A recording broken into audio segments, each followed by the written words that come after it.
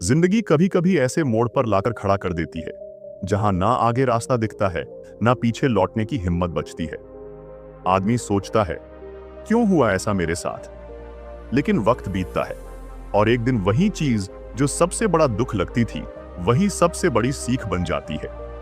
ये कहानी है एक ऐसे इंसान की जिसने सब कुछ खोकर ही सब कुछ पाया और आखिर में यही कहा, जो होता है सब अच्छे के लिए होता है।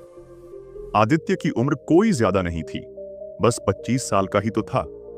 चेहरे पर थोड़ी दाढ़ी, आंखों में थकावट और दिल में ऐसा दर्द जिसे कोई देख नहीं सकता था। वो एक छोटा सा काम करता था, ईंटों की फैक्ट्री में मजदूरी। कोई बड़ा सपना नहीं था, बस 2 वक्त की रोटी और एक शांत रात। लेकिन किसे पता था कि जिंदगी उसकी परीक्षा ले रही थी, और वो भी ऐसी जो कई बार तोड़ देने वाली थी। आदित्य के मां बाप का कोई पता नहीं था, किस हाल में बिछड़ गए ये भी याद नहीं। किसी अनाथालय ने पाला था, फिर 12 साल की उम्र में ही वो वहां से निकल गया। वजह क्या थी ये कोई नहीं जानता था, पर उसके बाद की जिंदगी सिर्फ एक चीज में बीती, संघर्ष। कभी होटलों में बर्तन धोए, कभी ठेले में सामान बेचा। लोगों ने कई बार लताड़ा, कई बार मारने तक की नौबत आई, पर उसने कभी हार नहीं मानी। पर हां, वो अंदर से धीरे धीरे टूट रहा था। एक बार उसे एक ईंट भट्टे में काम मिल गया। वहीं उसकी जिंदगी का एक नया अध्याय शुरू हुआ। वहां एक और मजदूर था, रामू काका, उम्र में उससे कहीं बड़े मगर दिल से छोटे बच्चे जैसे। उन्होंने आदित्य को समझाया, बेटा, दुख कोई भी हो, वक्त बदलता जरूर है। जो होता है अच्छे के लिए ही होता है। आदित्य ने मुस्कुराकर सिर हिला दिया, मगर दिल में कुछ नहीं बदला। एक दिन की बात है, भट्टे में हादसा हो गया। एक दीवार गिर गई और आदित्य बाल बाल बचा, लेकिन उसके दोनों पैर बुरी तरह जख्मी हो गए। महीनों बिस्तर से नहीं उठ सका, खाने को कुछ नहीं, मदद करने वाला कोई नहीं। रामू काका भी गांव चले गए थे।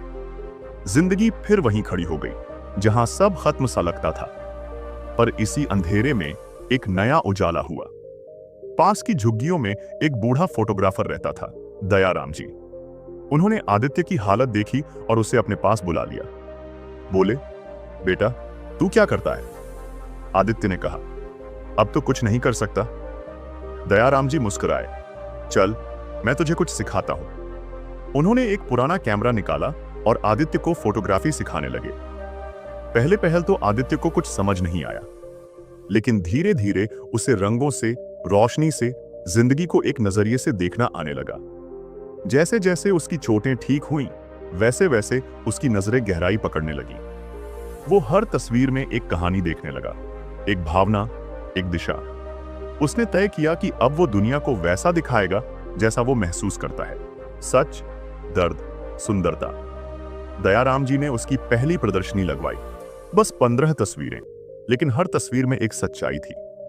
लोग आए, देखा और दंग रह गए। किसी ने नहीं सोचा था कि एक मजदूर की नजरों में इतनी ताकत हो सकती है। समय बीता, आदित्य का नाम फैलने लगा। अखबारों में खबर छपी, फुटपाथ से फोकस तक, एक अनाथ की अनोखी दुनिया। इंटरव्यू हुए, पुरस्कार मिले, लेकिन उसके चेहरे पर वही सरल मुस्कान थी। पर एक दिन जब उससे पूछा गया, आदित्य, अगर वो हादसा नहीं होता तो? उसने कहा, शायद मैं आज भी ईंटें ढो रहा होता। इसलिए आज मैं पूरे विश्वास से कहता हूं, जो होता है सब अच्छे के लिए होता है। जिंदगी में जो कुछ भी होता है, हर नुकसान, हर ठोकर, हर गलती, वो एक रास्ता खोलती है। उस वक्त लगता है कि सब बर्बाद हो गया, लेकिन वक्त के साथ समझ आता है कि वो ही मोड़ हमें हमारी मंजिल तक ले गया। अगर आदित्य का पैर ना टूटा होता तो शायद वो कभी फोटोग्राफी नहीं सीखता। अगर भट्टे की दीवार ना गिरी होती तो शायद वो आज भी धूल में दबा होता। इसलिए जब भी जिंदगी तुम्हें तोड़े, गिराए या रुलाए, एक बार ठहर कर सोचो, शायद यह सब मेरे अच्छे के लिए हो रहा है। क्योंकि जिंदगी हमेशा आसान नहीं होती, पर जो भी होती है वो हमें कुछ सिखाने और आगे बढ़ाने के लिए होती है। अगर इस कहानी ने आपके दिल को छुआ हो तो एक बार लाइक जरूर करें, कमेंट में लिखें, जो होता है सब अच्छे के लिए होता है। और इस प्रेरणा को फैलाने के लिए वीडियो को शेयर जरूर करें। शायद किसी की टूटी हुई उम्मीद आज फिर से जुड़ जाए।